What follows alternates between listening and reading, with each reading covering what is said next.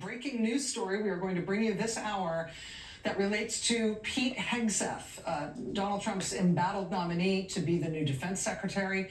Mr. Hegseth is scheduled for a confirmation vote tomorrow in the U.S. Senate. We are going to break some new news tonight about his nomination. This is a story that I would be bringing you right now if it was ready to go. I'm not just stringing this out pointlessly. We are finishing that reporting right now, but we are going to have this story for you before the end of this hour. So again, breaking news about Pete Hegseth's very controversial nomination to be Secretary of Defense. The vote on his nomination is supposed to be tomorrow. We're going to have that story for you later on this hour. We are just finishing up the last reporting on that right now, but stick with me on that. All right, so one thing that's going on in the new administration is that the new president is acting very quickly to do a lot of things that are very unpopular, things that you wouldn't say run on as your platform if you were actively running for office. This week, U.S. veterans, including the founder of Iraq and Afghanistan Veterans of America, Paul Rieckhoff, started reporting publicly on what appears to be Trump's new hiring freeze at the VA, at the Veterans Administration. Quote, job offers to new employees that have a start date after February 8th are now being rescinded. This includes some folks who've already moved to new cities with their families, doctors, nurses, counselors. This is throwing a massive hand grenade, Rieckhoff says, into the largest healthcare system in America, one which serves millions of American veterans. It's already hurting morale and retention. It will impact recruiting at VA forever. It is reckless and stupid. And he says, quote, it's intentional. This is how you drive people out of VA and make sure they don't want to work there, which for many Trump people has always been the plan. If you want to shrink the workforce and privatize the VA, this is how you accelerate it. Hiring freeze at the VA affecting doctors, nurses, counselors, everybody. Veterans have been sounding the alarm on that this week. And then look, hey, turns out sounding the alarm and pushing back sometimes stops them from doing some of the worst things they want to do. Today, after the outcry from veterans and members of Congress, including Republicans, VA backtracked on this. They decided after it was a full freeze from the beginning, they decided instead now they'll exempt about 300,000 healthcare specific jobs from this freeze. And that apparently is something they had not intended to do until they got a furious and very public pushback against what they had otherwise tried to get away with. A salutary moment. Stick a pin in that, right? Whatever the country thought they were voting for when they voted for Donald Trump for president, I think it's safe to say that screwing over veterans and messing with their health care, messing with veterans' health care was probably not part of the sales pitch, right? But Trump did try instituting an across-the-board hiring freeze at the VA. So people who want to work for veterans in that system were being told no, were being shown the door. Only outrage and public pushback backed them off that. And when Paul Rieckhoff, founder of IAVA, again, signals that this is something that folks in Trump's orbit have wanted to do, demoralizing, shrinking, weakening the VA workforce is something they've wanted to do because they wanted to effectively get rid of the VA. They wanted to privatize it. Indeed, he is on solid ground in saying that. Trump's nominee to run the VA is Doug Collins. His nominee to run the Defense Department is Pete Hegseth. Again, we are going to have some more news on Pete Hegseth coming up later this hour. But both of these nominees for the second Trump term for VA and for defense, both of them have crusaded to privatize the VA, which means effectively ending the VA. Because, yeah, sorry, veterans, there's money to be made here somewhere, so we're going to privatize it and get rid of the system that's been taking care of American veterans since, the 1790s. I mean, stopping doctors and nurses and counselors from working at the VA, trying ultimately to get rid of the VA. This is not a thing that is a popular idea among the American public. This, I don't think, is what people thought they were voting for.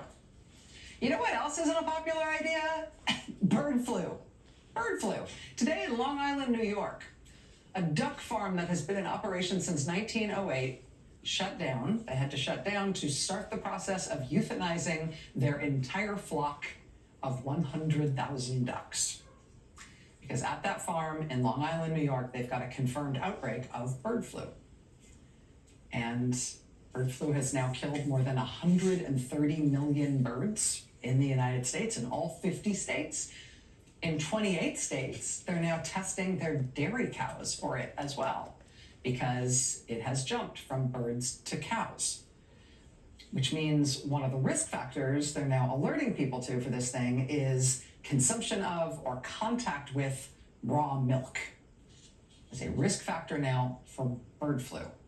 Nearly 70 people in the United States have been infected with bird flu thus far. We've even had deaths of people's pet cats because the cats had raw milk for human consumption. The raw milk was from cows infected with bird flu. It gave the cats bird flu, and then the cats died. Because of all that very bad and now very fast-moving news about this new epidemic, the CDC just sent urgent guidance to American hospitals, advising hospitals that when people appear at the hospital with flu this flu season, people shouldn't just be tested for normal flu. They need to be tested for bird flu as well, because that needs to be handled differently. And anybody who tests positive for bird flu needs to be separated from other patients. Hospital staff need to know about it in order to wear appropriate protective clothing to protect themselves. I say the CDC just sent that urgent advice to American hospitals, but when I say they just sent it, what I mean specifically is they sent that advice last week while President Biden was still president. Because now that President Trump is president, he has ordered that the CDC and all U.S. health agencies should no longer release any information to anyone on anything. This is so bad. Not just to the public, but to scientists and doctors and hospitals. And that includes the CDC's flagship health alert publication for doctors and scientists called MMWR, Morbidity and Mortality Weekly Report. This week, CDC was scheduled to publish several MMWR reports, including 3 about this burgeoning bird flu outbreak that is happening and rapidly progressing right now. Those alerts, those MMWRs, are not going out. They were as of last week, and what was going out as of last week was alarming. As of this week, with Trump in charge, no. He has ordered that all information be stopped, including scientific information to advise hospitals on how to deal with this emerging epidemic. Is that popular? Is that a good idea? Is that perceived as a popular idea among the American people? Is that what you thought you were voting for? You may have noticed recently at the grocery store, you might have even noticed new headlines recently about the price of eggs really jerking suddenly upward right now. Average egg prices have just shot up to nearly 40% higher than they were this time last year. That's not generic inflation, that's specifically because of bird flu. But all communications and instructions and data and information about trying to contend with bird flu, all of that has been shut down on Trump's orders. So when he says, oh, the last election was all about the price of eggs, I'm pretty sure this isn't what he meant. But that's what we're getting now. Well, meanwhile, Trump's nominee to run Health and Human Services for the U.S. government reportedly approached one of the nation's largest raw milk producers, asking him to please become an advisor to the FDA in Washington. This is a man whose company has been the subject of at least 11 different lawsuits stemming from contamination of his raw milk products. This farmer has also been the subject of 13 recalls, including for E. coli and Listeria and Campylobacter and Salmonella and, yes, bird flu in his raw milk. His products are currently barred from sale in California for making so many people sick. One salmonella outbreak his company is being sued for resulted in 171 people being sickened, including some people who got kidney failure. Now we are in the midst of the most serious outbreak of bird flu we have ever had as a country, one that is rapidly growing and affects multiple species, including now humans, It is not infecting just birds, but cats and people and cows. This is an epidemic where the CDC is advising hospitals how to deal with people coming in with flu, making sure they're tested for it, telling hospitals how they can protect patients and protect their own health workers. The CDC is warning that raw milk from an infected cow, not only just drinking it, but potentially even just being splashed in the face with it. Yes. They're saying contact with raw milk from an infected cow is one of the ways people can be exposed to this emerging epidemic of bird flu. And while that is how the last administration was trying to get their arms around this emerging threat as recently as the end of last week, this new administration this week says, first of all, let's get the raw milk people here to Washington to advise the FDA, presumably on all the benefits of raw milk. And in the meantime, stop releasing any information on this bird flu thing, anything. Honestly, it sounds scary. Maybe if we don't talk about it, maybe it'll go away.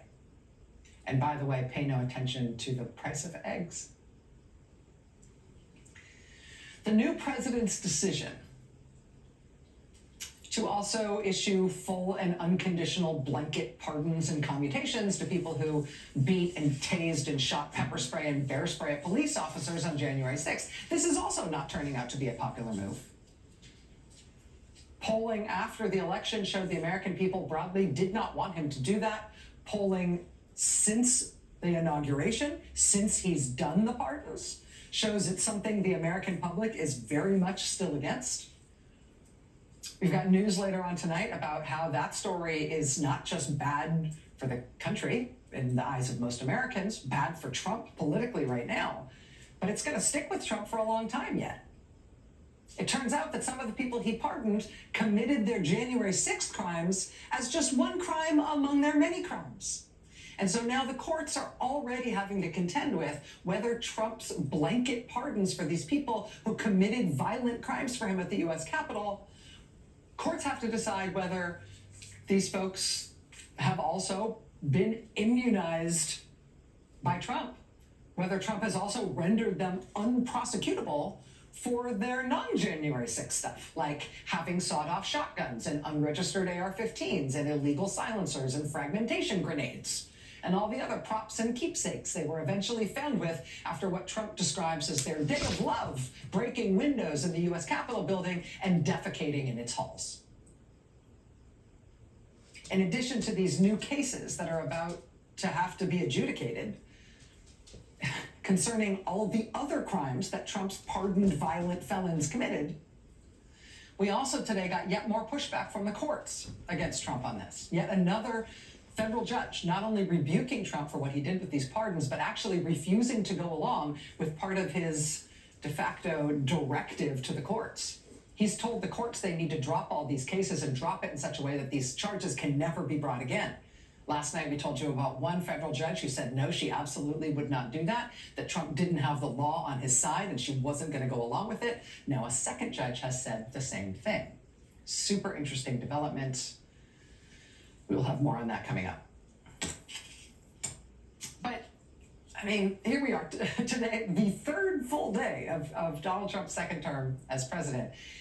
And this is one of the things that's emerging. You know, Democrats take note. This is not a guy who came in with a ton of political capital that he could afford to waste. He got less than 50% of the popular vote. His approval rating at the start of his term is lower than that. He's then come out of the gate doing the most unpopular thing imaginable. And it isn't something that's just going to be over and done with. It's going to stick around as a controversy and indeed get worse over months and potentially years to come, as we now have to litigate all the additional violent and weapons felonies, these guys who beat up cops who Trump nevertheless wants to invite to the White House. This is somebody who is not starting with a lot of political capital and is not building up more to make himself stronger here. He, in fact, appears quite flummoxed by this whole thing. He appears quite surprised by the fact that the country, even Republicans in Congress, are not reacting to the pardons the way crowds at his rallies did. Oh, it turns out people don't like this idea. This is a president who's misreading the room, who doesn't have political capital to burn, and the decisions that he's making right out of the gate are things that are making him weaker and not stronger as he starts to try and govern. So that is one thing that is emerging about how he's starting this second term with a series of broadly, deeply unpopular decisions. That has consequences for how much he's going to actually be able to get done, because that has consequences for how much pushing back against him is going to work. The signs so far for pushback are pretty good. Look at what happened with that VA hiring freeze. But there's another thing that is emerging too in this first week, and this is a different kind of mess. This is one for which I think we need a little bit of expert help to understand what this means for our country. Presidents usually make their first call to a foreign country to Great Britain, which is, of course, our closest overseas ally. In Trump's case, of course, he did not do that. He chose for his first call Saudi Arabia. And there's lots of things to say about that. One thing to say about that is Donald Trump is currently partnering with a real estate company linked to the Saudi government to build his next big Trump golf course hotel thing in the Middle East. And so, yeah, his first call is to the government that is helping him build his new golf course. He then placed his second call today. You might think, sort of inexplicably, he placed his second call to El Salvador? Why was El Salvador his second call? Well, presumably it's because the new president of El Salvador is kind of Trumpy. But who knows? It may also have something to do with the fact that he's a cryptocurrency booster. Trump's good friend and his newly appointed Commerce Secretary manages the assets for a huge crypto firm. And that huge crypto firm, managed by Commerce Secretary designee Howard Lutnick, that huge crypto firm just announced that it's moving its headquarters to El Salvador. Oh. This is a firm that has faced all sorts of difficult questions from federal regulators in the Biden administration about their particular fake currency being linked to the financing of terrorism and evading Russian sanctions and money laundering and the sale of precursor chemicals for illicit drug manufacturing. So it's already going great, that particular cryptocurrency. But the banker for that cryptocurrency is now going to be Trump's Commerce Secretary. And the firm has just announced that they're moving to El Salvador. And then the president of the United States made El Salvador one of the first two calls he made in his new presidency out of all the countries in the world. Weird, right? Trump followed that later today by an executive order directing the U.S. government to explore the possibility of building a U.S. government stockpile of cryptocurrency. He calls the crypto guy linked to his crypto commerce secretary, linked to the crypto commerce secretary's crypto firm. And then he makes this big announcement about the US government buying a huge stockpile of cryptocurrency. What does that mean? Imagine that you collect Beanie Babies. Like little toys, like they're filled with, pellets or something to make them seem beanie-like in texture. I never really understood it. I don't know. But you love Beanie Babies. You collect Beanie Babies. One of the problems with your Beanie Baby collection, while you love it a lot, is that it's not valued at very much. Nobody wants to buy your Beanie Babies. Nobody wants to pay you any money for your beautiful collection. And it's not just that nobody's quite sure what Beanie Babies are for. Part of the problem you're having with the valuation of your collection is that the market for Beanie Babies has developed kind of an unsavory reputation for, among other things, people getting scammed. It's become a real magnet for scammers. A lot of people have lost a lot of money and really been taken advantage of. But you've got this collection. You're kind of saddled with these Beanie Babies now. You thought they'd be a great investment at some point, but now you're stuck with them. Imagine that you then hear today that the United States government has announced that as a strategic imperative, the U.S. government is going to buy a huge multi-billion-dollar stockpile of Beanie Babies. Because they're such a valuable commodity to trade, and America really believes in this market and really needs a ton of them because so many people have made so much money off Beanie Babies. So we're going to just buy a ton of them using the resources of the U.S. government, the largest economy in the world, to do it. They're going to buy up and stockpile hundreds of millions of dollars worth of this thing that you have. Between the call to the random country that has a crypto booster as president and the announcement about the Beanie Baby, cryptocurrency stockpile that Trump wants to explore for the US government, today crypto valuations once again shot way, way, way up.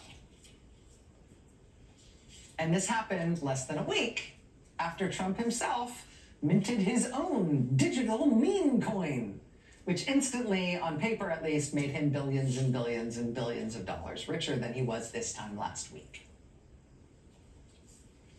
The Wall Street Journal right-wing pro-Trump editorial page says Trump's crypto gambit as president is a, quote, howling example of how Trump is, quote, inviting trouble with what looks like remarkably poor judgment. The Journal says, quote, start with who may be buying the tokens. A business or foreign official with interest before the federal government might seek to curry favor with Trump by announcing plans to buy millions of his token to pump up the price. Or worse, imagine them whispering to Trump that he's made the purchases, since crypto holdings don't have to be disclosed. If Trump's regulators, meaning the Trump administration, then acts in a way that aids crypto or aids the person who is seeking the favor, Trump will be accused of aiding the buyer in service of presidential self-dealing. How you know it's the Wall Street Journal, right? Oh yeah, the tragedy here is that he'll be accused of self-dealing. Yeah, and that's the real danger here, the accusation, not the prospect that that's exactly what he will do. Donald Trump took over $250 million from Elon Musk during the campaign. And then, among other things, announced that he would put one of Musk's guys in charge of NASA. Musk, of course, runs a space company, so that's handy. He also just installed Musk's Doge organization in the White House in a way that will make its actions not subject to FOIA, not subject to Freedom of Information Act requests, which means effectively we'll never know what they do. They also can hire anyone on any terms and at any salary, and we won't know that either. The executive order, incidentally, creating this new organization for Elon Musk, Trump's biggest donor, has also dropped all reference to cutting costs. Remember, that was ostensibly the whole reason that Elon Musk was being brought into government. He was going to be like the king of austerity. He was going to cut trillions of dollars out of the government. Well, that's not part of the executive order creating his agency. Nothing about cutting costs, nothing about cutting waste, fraud, abuse, none of that. In fact, we have no idea what he's going to be doing there. And under the rules by which they created this thing, we won't be allowed to know what he's doing there either. Sweet gig. Especially if you're already getting billions of dollars from the US federal government. Donald Trump is back to receiving uninterruptedly obsequious media coverage from our friends at Fox News. He has stuffed his administration full of a comically large number of people who work at Fox.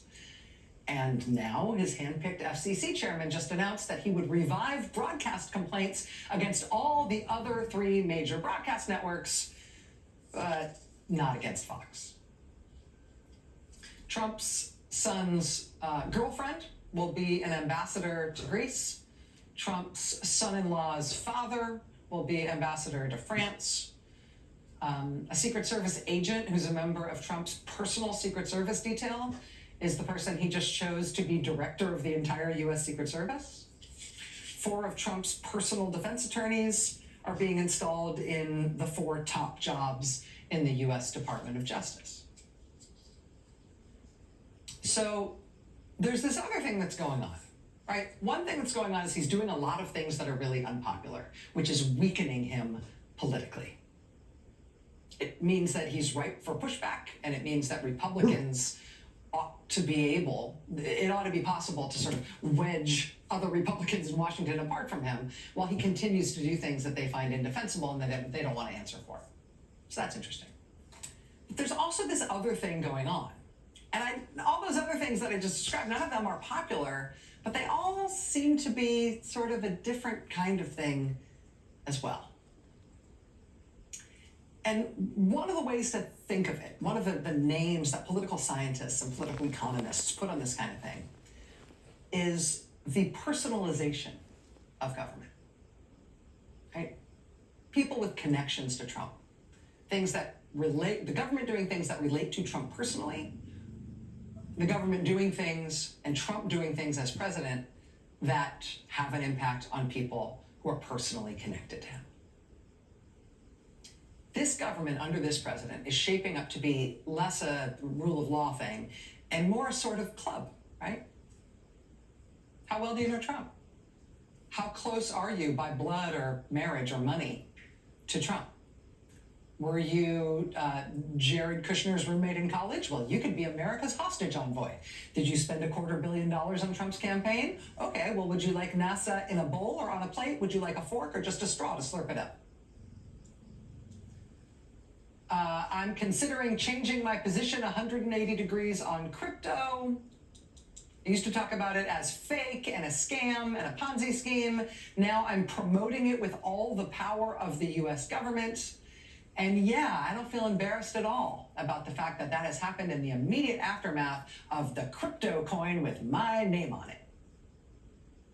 It's the personalization of policymaking. And the shamelessness of it is part of the point, right? Part of what you're advertising is that in order to get anything from this government, you better have some personal connection to Trump. You better do something for him.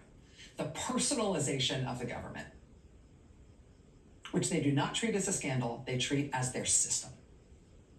You can tell which arguments are going to win, which positions are going to get adopted, and which people are going to be put in place based on the personal and business connections of the people involved to the one guy at the top, who is already not showing himself to be interested in doing things that are particularly popular. It's not like he feels constrained by public opinion here, right? Price of eggs, anybody? Pardons for people who beat up cops, cutting the VA, cutting healthcare. He doesn't appear to care about doing very unpopular things. He doesn't care about public opinion. What he cares about is the personal things, the personal connections for people who can do things for him, who he will then do things for.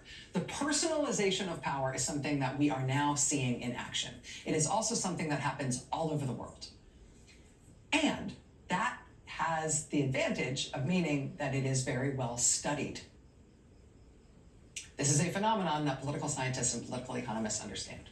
So if you want to know what this personalization of power, this personalization of government is likely to do to us as a country, what it's likely to do to all of us who don't have a personal connection to Donald Trump, well, I have just the Nobel Prize winner standing by who actually knows the answer to that question. And that's next.